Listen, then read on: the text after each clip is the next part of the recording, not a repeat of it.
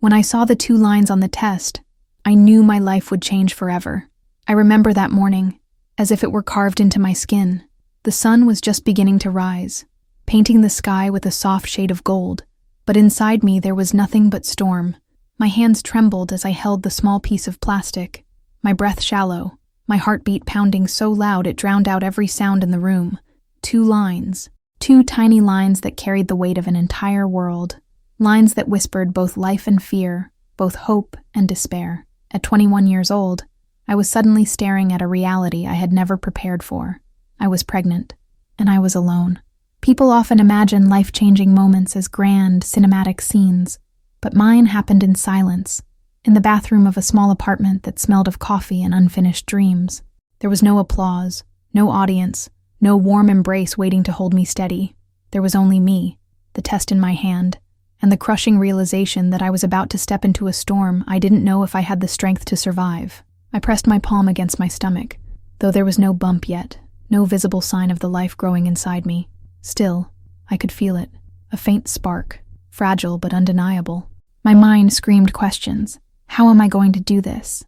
Where will I find the money? What will people say? Will he come back? And the loudest one of all, am I strong enough? At 21, I was still figuring out who I was. My friends were chasing careers, traveling, falling in love, building dreams step by step. I was supposed to be doing the same. But now, everything had changed in an instant. Instead of freedom, I faced responsibility. Instead of adventure, I faced judgment. Instead of love, I faced abandonment. The father of my child had already walked away, leaving me with words that cut deeper than any knife. I'm not ready for this. Don't count on me. The walls of the bathroom seemed to close in around me as the echo of his rejection filled my head. I sank to the floor, curling up with the test clutched to my chest, tears soaking my shirt. I had never felt so small, so invisible, so unworthy. I wanted to scream, to call someone, anyone, but shame tied my tongue. How could I explain this to my family? How could I show my face to the world? The truth is, when you are 21 and pregnant, the world looks at you differently. Some will pity you, others will judge you, and very few will stand by you. In that moment, I realized I was about to walk a path marked by whispers behind my back, closed doors, and sleepless nights. But I also realized something else. I didn't have the luxury of giving up. There was a heartbeat waiting to grow inside me, a life depending on my strength, and no matter how terrified I was, I had to find a way to carry both of us forward. I wish I could say I felt brave right away, but that would be a lie. Courage didn't come that morning. What came was despair, the kind that clings to your skin and makes it hard to breathe. What came was anger at myself for trusting the wrong person, for being naive enough to believe in promises that crumbled like sand. What came was fear so strong it shook my bones. And yet, beneath all that, like the faintest whisper, there was something else. Love, not for myself, because I didn't believe I deserved it, but for the tiny, fragile life inside me. Love that said, you have to fight. You can't quit now, not when someone else depends on you. That morning was the beginning of a journey I never imagined for myself. A journey filled with hunger and heartbreak, rejection and resilience, nights of silence and days of endless struggle. But it was also the beginning of a love story between a mother and her child, a bond so fierce that no storm could tear it apart. When I saw those 2 lines, I thought my life had ended. I thought I had lost everything: freedom, dreams, love, dignity. I thought I was too young, too weak, too broken to raise a child alone. But what I didn't know, sitting on that bathroom floor with tears streaming down my face, was that those 2 lines were not the end. They were the beginning of the hardest fight I would ever face, the beginning of the most painful nights and the most glorious mornings, the beginning of a transformation that would strip me bare and then rebuild me stronger than I had ever been. And as I sat there, trembling and terrified, I whispered to myself words I wasn't sure I believed yet, but desperately needed to hear. You will survive this. You will survive the worst. Before the test, before the tears, before the crushing silence of abandonment, I was just a 21-year-old girl trying to make sense of adulthood.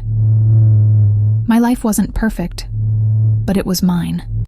I lived in a small apartment on the outskirts of town, the kind with thin walls that let in every argument from the neighbors and every late-night siren from the streets. It wasn't glamorous, but it was freedom. I was working part-time at a cafe, saving little by little, chasing the idea of one day finishing college. My dreams were simple: stability, independence, maybe a family someday, but not now, not like this. I grew up watching my mother work herself to exhaustion. She raised me and my younger brother mostly on her own, and though I admired her strength, I promised myself I would never repeat her story. I swore I would choose differently, love wisely, build a safe and steady life before bringing a child into the world. But life has a way of laughing at our promises. Life has a way of testing the very walls we build to protect ourselves. When I met him, I thought he was different. He had a smile that made me feel seen, words that made me believe I was worth more than I ever thought. He spoke about the future with such confidence, about building a life together, about being partners through everything. For a girl who had carried loneliness in her bones for so long, his attention felt like a cure. I didn't realize then that some cures are poisons disguised as sweetness. We weren't together long before I found out I was pregnant. Just a few months, really. Enough time to fall for the illusion, not enough time to truly know the man behind the mask. I remember the day I told him, my voice shaking as I held the test in my hand, expecting fear but hoping for support. Instead, his eyes went cold. His smile, once so warm, disappeared like smoke. His words were sharp, final. "I'm not ready for this. Don't count on me." And just like that, he was gone. At 21, I found myself with nothing but questions and a hollow ache where love used to live. I felt betrayed, foolish, abandoned. It wasn't just about raising a child alone. It was about carrying the weight of rejection, of realizing that the person I trusted to stand by me had vanished when I needed him most. It was about facing the whispers I knew would come, the judgment in people's eyes when they realized I was alone and expecting. The days that followed were a blur of shock and denial. I went to work as if nothing had happened, served coffee with a shaky smile, laughed at customers' jokes while my heart was breaking inside. At night, I lay in bed staring at the ceiling, my hand resting on my stomach, wondering if I had the strength to do this. I thought about options I had never wanted to consider, choices that weighed on me like lead, but each time, something inside whispered, "This is your child. This is your fight." The hardest part wasn't the physical changes, the nausea, the fatigue, the cravings. It was the silence of an empty apartment where laughter had once been, the silence of unanswered phone calls when I tried to reach out to him, the silence in my own family's voices when I finally told them the truth. My mother was disappointed, though she tried to hide it. My brother was angry, not at me, but at the man who had walked away. Some relatives turned their backs completely. To them, I was another mistake, another young girl who had ruined her life. I carried their judgment like a second pregnancy, heavy and suffocating. Every glance in the grocery store felt like an accusation. Every whispered conversation in church felt like it was about me. People didn't see the girl who had dreams, who worked hard, who had a heart full of love to give. They only saw the stereotype: young, single, irresponsible. And I hated it. I hated that they couldn't see me beyond the belly, beyond the choices I had made. Money became another battle.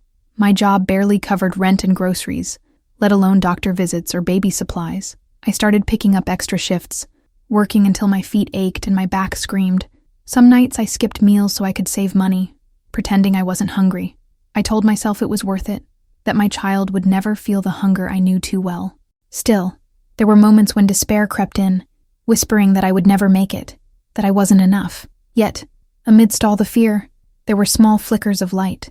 The first time I heard the heartbeat during an ultrasound, I cried. Not tears of sadness, but of awe. That tiny rhythm, fast and steady, was proof that life was growing inside me. It was proof that even in the middle of rejection and shame, something beautiful was taking shape. It gave me a reason to wake up each morning, a reason to push through the exhaustion, a reason to keep fighting. I started talking to my baby in the quiet of the night, whispering promises I wasn't sure how I would keep. I will protect you. I will love you. I will never abandon you the way I was abandoned. Those conversations became my lifeline, my anchor in the storm. They reminded me that I wasn't just surviving for myself anymore. I was surviving for us. The world didn't make it easy. Employers questioned whether I could still handle my job. Friends drifted away, unable or unwilling to understand the new life I was facing. Invitations to parties stopped coming, phone calls slowed, and soon my circle grew smaller until it was just me and the growing life inside me. But in that solitude, I began to discover something unexpected. Strength. Strength doesn't come when life is easy. It comes when you're backed into a corner, when every door slams in your face, when you think you can't take another step, but you do. Each day I woke up and chose to keep going. I was building a foundation of resilience brick by brick, even if I didn't realize it yet. Looking back now, I see that the introduction to motherhood wasn't just about carrying a baby. It was about being forced to grow up in ways I never imagined. It was about learning that love doesn't always come from the places we expect, but sometimes it's born from within, forged in pain, strengthened in solitude. At 21, I thought my life was over, but in truth, it was just beginning. I used to think that surviving meant breathing, moving, showing up to work, paying rent on time. That was before I learned the other meanings of survival, the ones that live between grocery aisles and doctor bills, in the quiet, invisible margins where no one claps for you. After the first shock faded, reality arrived like a relentless tide. It didn't care that I was 21. It didn't care that I was scared. It demanded everything. Money was the first enemy to announce itself. It showed up as numbers on receipts, figures in bank apps, red minus signs I tried not to look at for too long. My cafe paycheck had never been generous, but now it was a battlefield. The manager began asking careful questions that sounded polite enough. How are you feeling? Are you sure you can still do closing shifts? Are you planning to take time off? Behind the questions, I heard something colder. Are you still useful to us? When the nausea hit, I hid in the stockroom, counting backwards from 100 until the room stopped spinning. More than once, the espresso machine hissed while I fought back tears. I learned to smile with cracked lips, to say, I'm fine, with a voice that didn't tremble. Then the schedule changed. 2 fewer shifts one week, 3 the next. Just until you're feeling more stable, he said, as if stability were a thing a young woman could pull from her pocket. With fewer hours, the math began to break. Rent, electricity, bus fare, doctor visits, prenatal vitamins. Each bill tugged at my sleeve like a desperate child asking to be fed. I stretched pasta into 3 meals. I watered down soups. I learned every discount day, every clearance shelf, every cashier who looked the other way when I slid an expired coupon across the counter. The prejudice came quietly, not always in words. Sometimes it was a pause that lasted a second too long when someone glanced at my stomach. Sometimes it was a smirk from a pair of girls at the next table, their laughter sticky and sweet. Sometimes it was the way a customer asked for a different barista after watching me rest a hand on my lower back. There were sharper moments, too. An older woman who clucked her tongue and said, "Such a shame, so young." A man who joked, "No ring, huh?" Times have changed. I smiled without showing my teeth. I told myself not to care, but every comment found a place inside me and nested there. My family was its own complicated storm. My mother tried. I'll give her that. She sent me messages about eating well, about resting, about faith, but when we spoke on the phone, I could hear the fatigue in her breathing, the questions between her words. How will you manage? Why him? Why now? My brother's anger burned hot. He threatened to call the father, to demand support, to scare him straight. I begged him not to. I didn't need a fight. I needed help with rent. He sent what he could, small amounts that kept the lights on an extra week at a time. Pride and gratitude fought inside me like siblings. Nights were the worst. Fear has a way of growing in the dark, like mold on the corners of your thoughts. I lay awake, counting the baby's flutters, bargaining with a God I had only spoken to in broken sentences. Please let this child be healthy. Please help me make it through one more month. Please, if nothing else, teach me how to be enough. The silence hummed like a refrigerator, steady and cold. I kept the TV on low just to hear another voice in the room. Sometimes I fell asleep to the murmur of strangers and woke up with the taste of panic in my mouth. There were practical fears, too, the kind you can write down on a list. Would the bus driver let me board if I came up short on fare? Could I afford another ultrasound? What would happen if I got dizzy and fell at work? I learned the quickest route to the clinic and which bench caught the morning sun. I learned to take deep breaths in waiting rooms full of women with partners, hands entwined over their bellies, laughter soft and light. I learned to watch their happiness without resenting it. Most days I succeeded. Some days I didn't. The father's absence hollowed out spaces I didn't know existed. I stopped checking his social media, mostly. The one time I failed, I saw a photo of him at a party, head thrown back in laughter, a girl tucked into his side who looked unafraid of anything. It felt like swallowing glass. I closed my phone and sat on the edge of my bed for a long time, staring at nothing, thinking about how easily some people shed their responsibilities like old clothes. I thought about how unfair it was that one decision could split two lives so unevenly. Work accidents happen, even when you're careful. Mine was minor, a splash of hot milk on my wrist, a redness that bloomed and stung. The pain wasn't the real injury. It was the way my manager grimaced like I had proven something he'd suspected, that I was fragile now, unreliable. He said he needed flexibility on weekends. Flexibility meant fewer hours for me, and more for people who didn't show up with swollen ankles and a tired smile. I washed the burn with cool water and told myself I could handle it. But on the bus home, I cried into my sleeve, trying to hide the sound from the man across the aisle. Then came the letter from the landlord, a warning about late rent. Not an eviction notice, yet, but a reminder that rules were rules, and my grace period had evaporated. I read it 3 times and folded it carefully, as if neat corners might change its meaning. That night, I opened a cardboard box and took inventory of the baby things I had collected so far. A tiny onesie from a clearance rack, a secondhand blanket with a faint floral pattern, a pacifier in unopened plastic. The contrast between those soft, hopeful items and the hard, adult letter in my pocket made my throat ache. Loneliness is a shapeshifter. It appears as an empty chair across the dinner table. It arrives as a silence after you share good news and no one cheers. It shows up in grocery stores when you reach for a second hand that isn't there to steady you. I missed small things. Someone to text after a doctor appointment. Someone to carry the heavy bag. Someone to touch my shoulder when the baby kicked for the first time. I told myself I was strong, that I didn't need anyone. Some nights I believed it. Other nights I pressed my palm against the wall and listened to my neighbor's music like it was a lullaby intended for me. Fear doesn't always shout. Sometimes it tiptoes, patient as a cat. It padded into my life as a question. What if something goes wrong? What if the baby's heartbeat falters? What if I get sick and can't work at all? Panic attacks visited like storms, sudden, violent, and embarrassing. In the break room, I once sat on a plastic chair and fought for air while the ceiling swayed. A coworker pressed a cup of water into my hand and said nothing, which felt like mercy. I splashed cold water on my face and went back to the register, counting change with shaking fingers. There were moments when the world felt hostile. On the bus, a woman offered me her seat with a sigh that suggested inconvenience. At the pharmacy, a cashier asked if I wanted the cheaper vitamins, since you're, a nurse hinted I should consider all options, as if I hadn't already considered each one 1,000 sleepless times. Every interaction asked me to justify myself, to apologize for my belly, to shrink until I could pass through their discomfort unnoticed.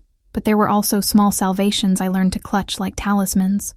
The elderly man who told me his wife had raised 4 kids with more grit than any of us and pressed $1 into my hand for luck.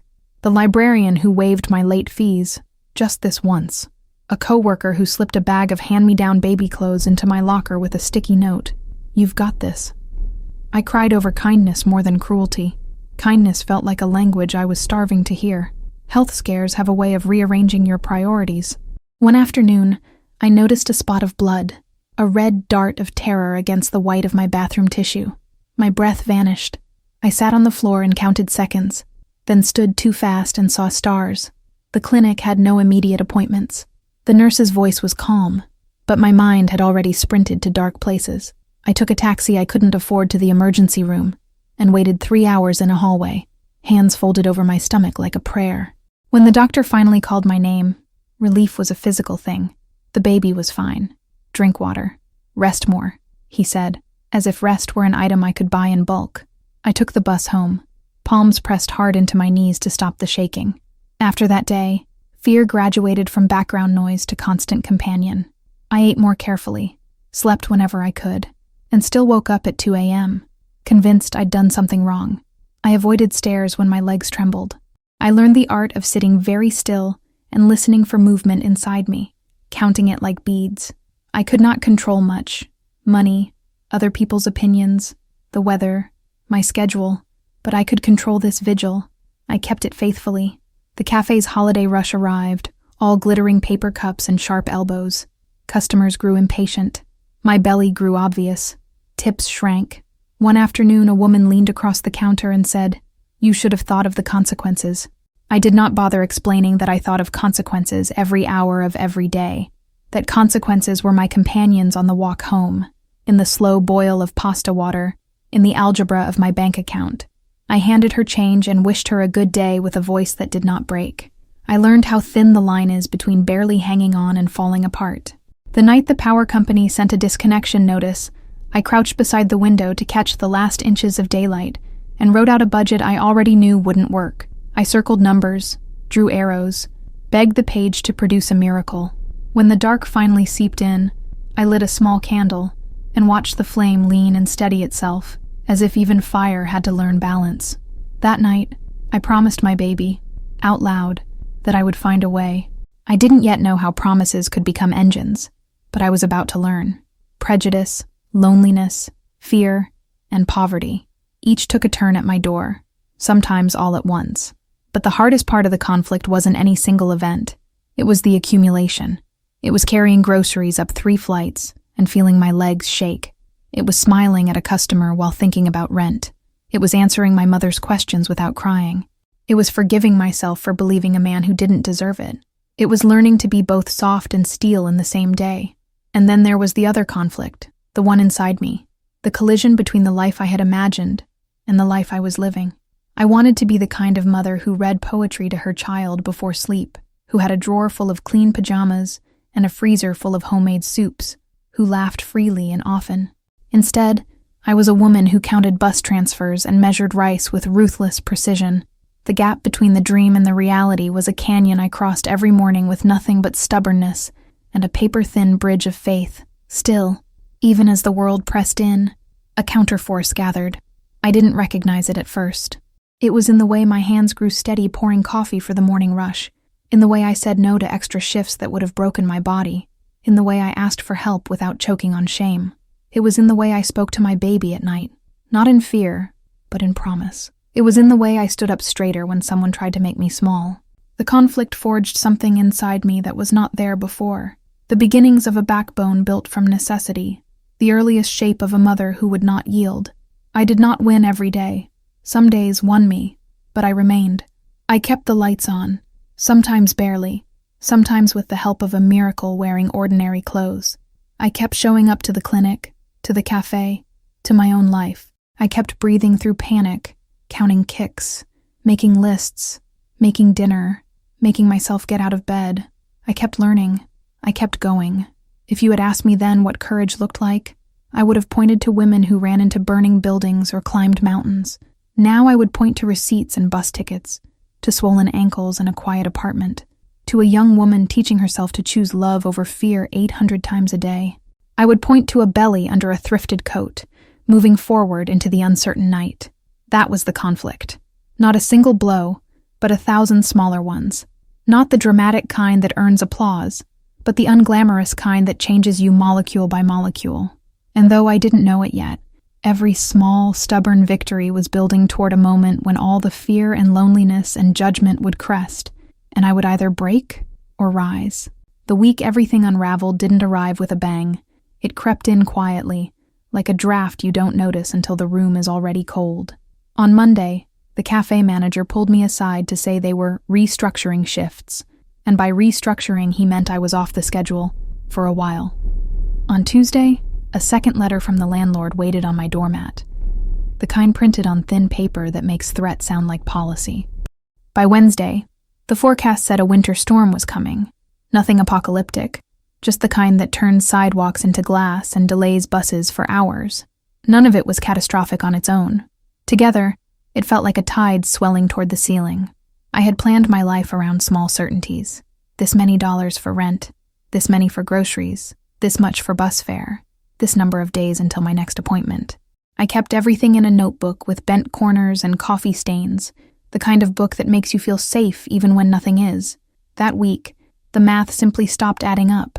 I ate oatmeal for dinner and told myself I liked it, counted coins at the kitchen table with the focus of a surgeon, and set aside the hospital bag for the 50th time, checking and rechecking what little I had. Onesies from a thrift store, a blanket with a small tear I'd sewn carefully, a toothbrush. I didn't own comfort. I packed preparation instead. The first cramps arrived just before the storm. They were light at first. Tightenings that made me pause mid-step. Palm pressed to my belly. Breath held the way you hold a secret. Braxton Hicks, I told myself. The practice ones. The ones that teach your body the choreography without opening the theater doors. I paced the living room with one hand on the wall, tracing the white patch where I'd tried to cover an old nail hole. The snow began to feather against the window. I told myself I was fine. I had been telling myself that for months, and it had worked often enough to feel like truth. By evening, the cramps sharpened, losing their courtesy. The power flickered once, twice, and then the apartment went quiet, except for the snow scratching at the glass. The hum of the refrigerator died, the heater exhaled and went still, and I stood in a room that felt suddenly enormous and empty. My phone had 9% battery, the kind of number that looks bigger than it is when you're scared. I called my mother. No answer. I tried again. Voicemail swallowed my voice and sent it back as an apology. I sat on the edge of the bed and exhaled slowly, counting to 10. The next contraction bent me forward and made counting ridiculous. I told myself I would wait one more, maybe two, to see if they eased.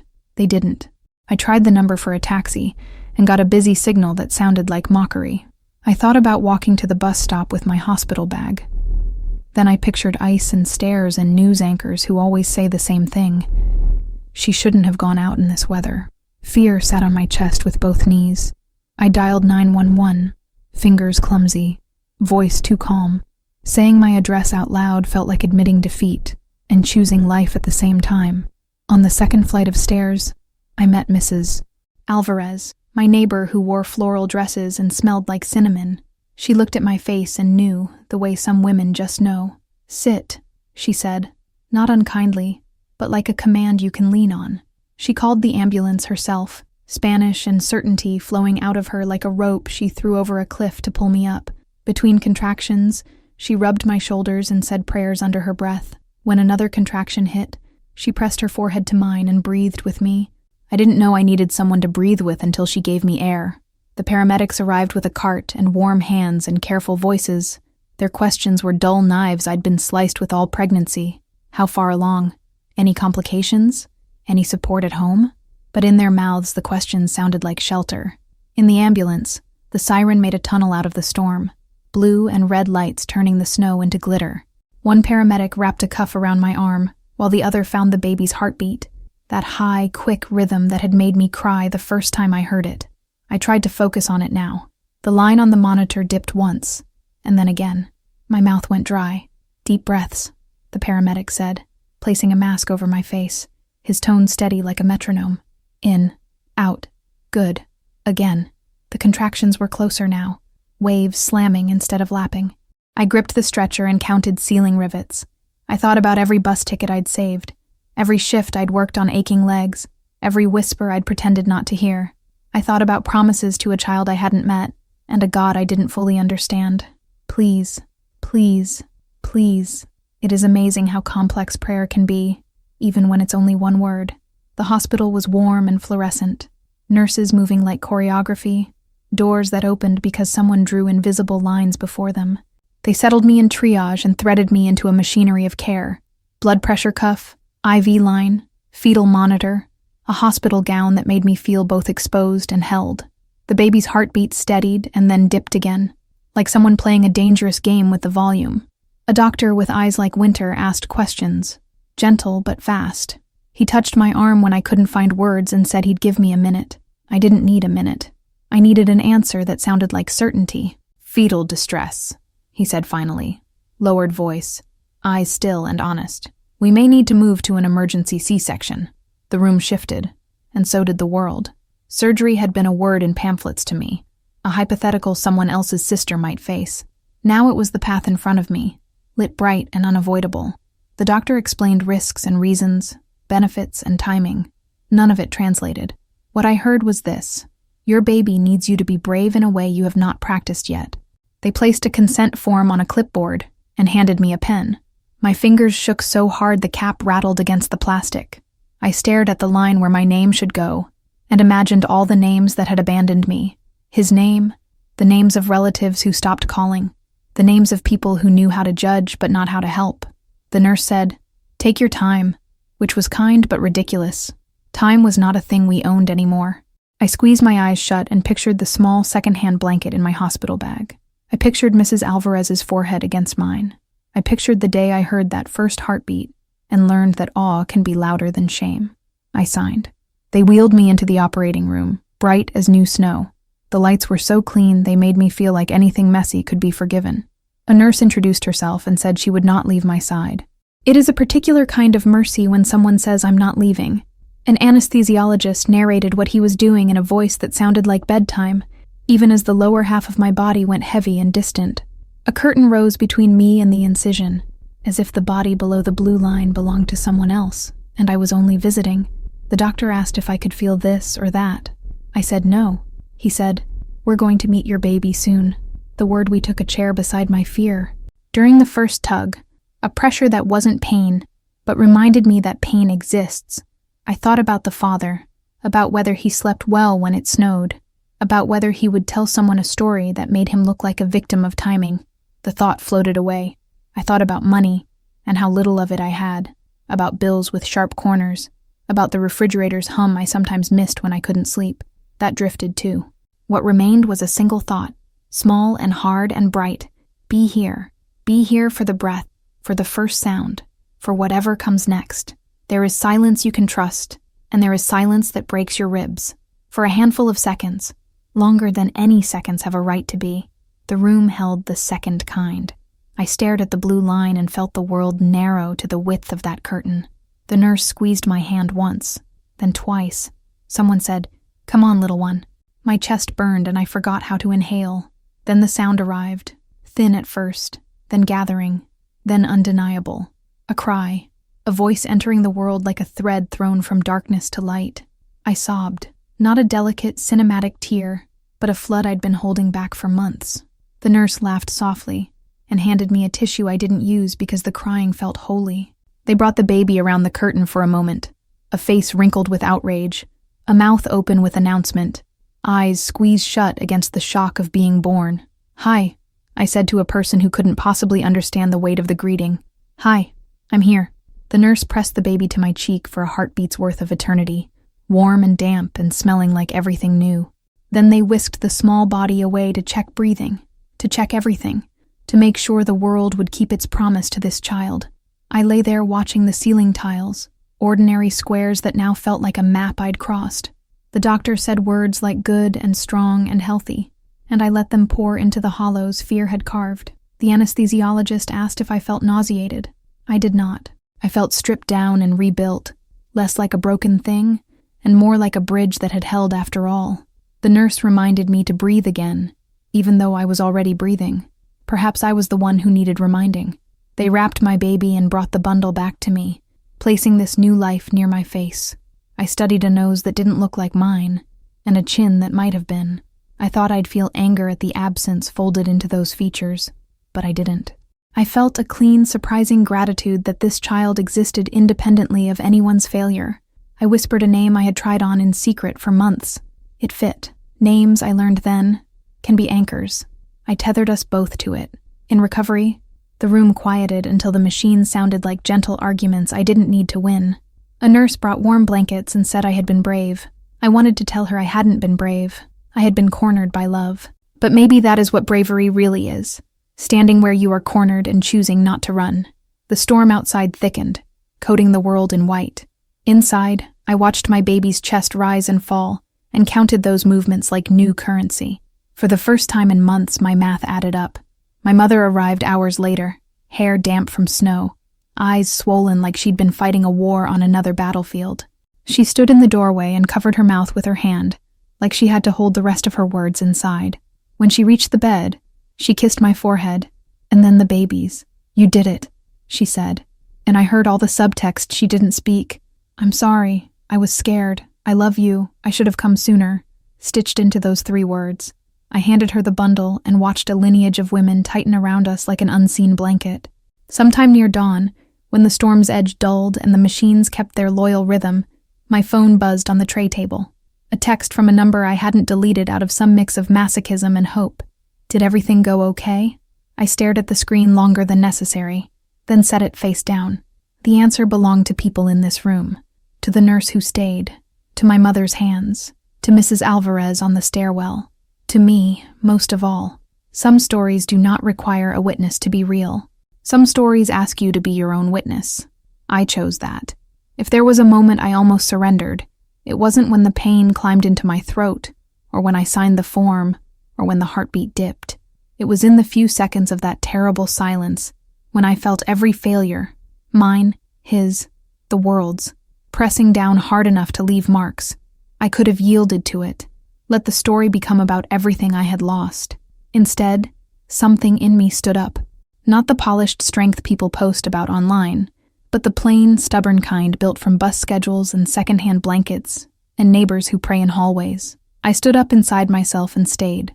The worst wasn't erased by the baby's cry. Life is not that tidy. But in that room, on that table, with snow thickening the world and light slicing it open anyway, I saw the shape of a future that didn't terrify me. It would be hard. It would be crowded with small problems that pretend to be big, and big problems that demand I become bigger. It would also be ours. The storm would end. The lights would come back on. And when they did, I would take my child home. Not to a perfect life, but to a life I would build one honest day at a time. When the nurse asked if I needed anything else, I surprised myself by saying, "Yes. Can you thank the paramedics for me? And there's a neighbor, Mrs. Alvarez. Could you write down a number for me to call her?"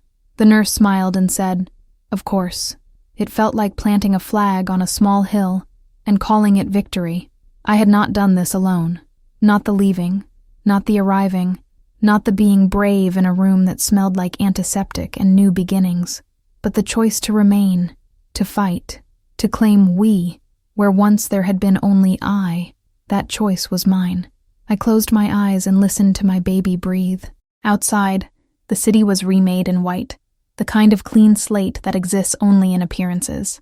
Inside, I understood that true clean slates are written from the center out, with every heartbeat, every refusal to quit, every signature you sign with a shaking hand because love insists.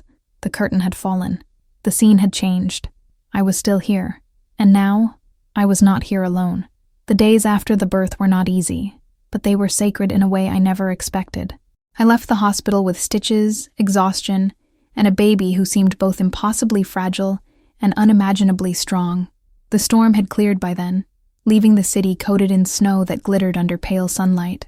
I remember stepping outside, the cold air burning my lungs, holding my child close against my chest. The world looked the same streets, same cracks in the sidewalks, but I had changed. Nothing in me was the same girl who had once stared at a pregnancy test on a bathroom floor and thought her life was ending. At home, reality returned in its ordinary clothes, bills stacked on the counter, dishes in the sink, the landlord's letters still taped to the fridge like threats. But something had shifted. Every cry from the small bundle in my arms reminded me that I was no longer fighting only for myself. The exhaustion didn't disappear, the loneliness didn't magically heal, and money didn't fall from the sky. What changed was the meaning behind every struggle. When I boiled pasta, it wasn't just food. It was fuel to keep me strong enough to feed my baby. When I scrubbed the floor, it wasn't just cleaning. It was creating a safe place for my child to crawl someday. When I counted coins for bus fare, it wasn't humiliation. It was proof that I could still get where we needed to go. I had once thought strength meant not crying, not bending, not admitting fear, but motherhood taught me that real strength is softer. It's crying and still waking up for the midnight feeding. It's bending, but not breaking, even when the weight feels unbearable. It's admitting fear and still taking the next step. It's sitting in a silent room and whispering, "We'll be okay," even when you don't know how. There were nights I still questioned everything. Nights when the baby wouldn't stop crying, when my body ached, when the walls seemed too close and the future too far. On those nights, I remembered the silence in the operating room before the cry, the unbearable moment when I thought I might lose everything. That silence became a compass. If I could survive that, I could survive anything. And I did. One small victory at a time. A neighbor who brought soup when she heard the baby coughing. A friend who reappeared with a bag of diapers and tears in her eyes, saying she was sorry for vanishing. A nurse who called to check in, just to say she believed in me. Each kindness stitched a new piece of faith into me. I began to see the world not just as a place that judged and abandoned, but as a place where light seeped through the cracks, where strangers sometimes became angels. Months passed. My baby grew, and so did I. The girl who once begged herself to survive became a woman who began to live.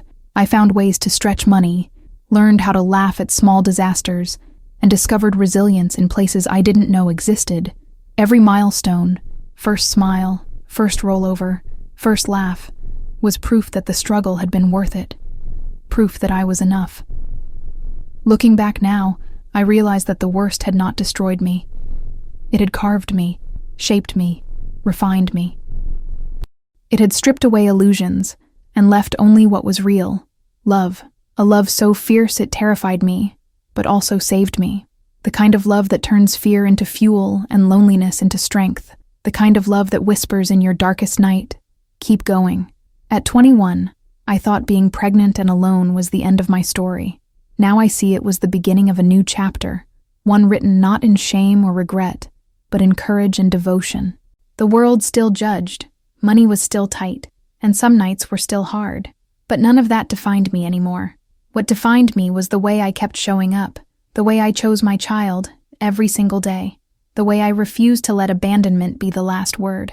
If I could go back and speak to the girl on that bathroom floor, clutching a test and shaking with fear, I would tell her this: yes, it will be hard. Yes, you will cry. Yes, you will feel like giving up. But you will not break. You will rise. And one day, you will hold the proof in your arms that love can grow in the ruins of your worst fears. And so, this is my story. Not of tragedy, but of survival. Not of shame, but of transformation. At 21, I was pregnant and alone. I faced the storm, the silence, the judgment, the fear, but I survived the worst. And in surviving, I discovered the best. The strength to love, the courage to fight, and the unshakable truth that sometimes the hardest beginnings lead to the most beautiful lives.